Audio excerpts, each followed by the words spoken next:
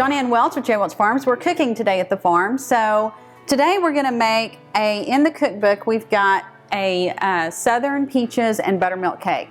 Well, the peaches are out of season, so we're going to do strawberries instead with that. But the buttermilk cake, this is actually a very old recipe. It was my great-grandmother's recipe, and her name was Willie Gossett. And it's one of the few recipes that I have not added olive oil to, so I haven't changed it much. The only thing I did change is back when she made it, she used Crisco. I don't use Crisco, I use butter. So the recipe is a solid recipe. It's been in our family for years and years and years. Everybody loves it. If you want a pound cake, this is a great pound cake. So I'm going to start out, I've got a cup of butter and it's softened. So I'm going to add it into my pan.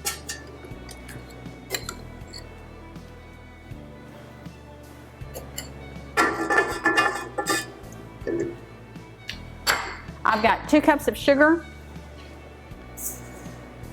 We're going to go ahead and let that blend.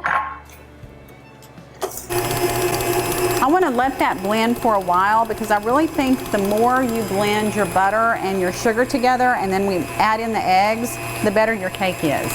So that's just kind of crumbly looking. So at this point, I'm going to go ahead and add 4 eggs. We're going to add in some vanilla. So let's talk about vanilla for just a minute. I have always used Mexican vanilla. This is a new vanilla that I actually started carrying in the store. It's Casa Bella Vida vanilla. It is a clear vanilla from Mexico.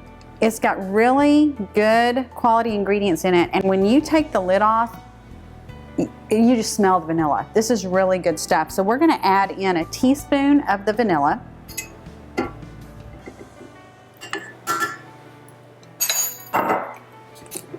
That all mixed in good. I'm going to go ahead and add in my dry ingredients. So what I've got is 2 1/4 cups of flour. I have 1/4 teaspoon of salt, and I have 1/2 teaspoon of baking powder.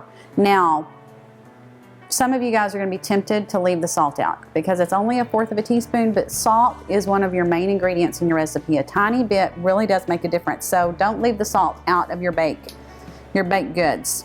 So I'm going to add in the flour.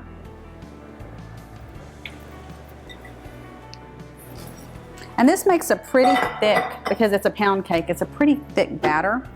I'm going to go ahead and add in the liquid. So let's talk about the liquid for just a minute.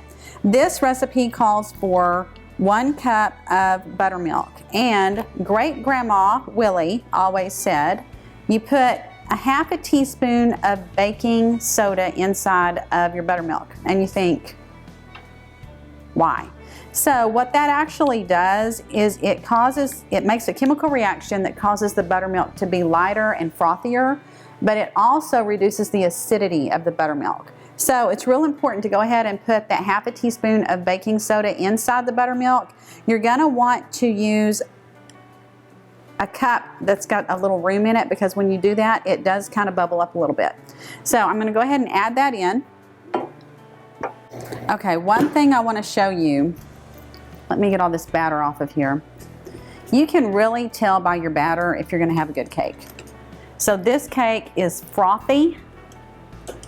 Maybe frothy is not the word. Fluffy is probably a better word for it. But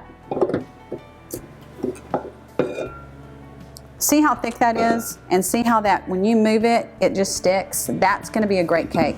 So I've gone ahead and I have greased and floured a bundt pan. I'm going to put the batter in as evenly as possible. All right, this is going to cook for 1 hour at 325 degrees. So we'll take a look in an hour and see how it comes out.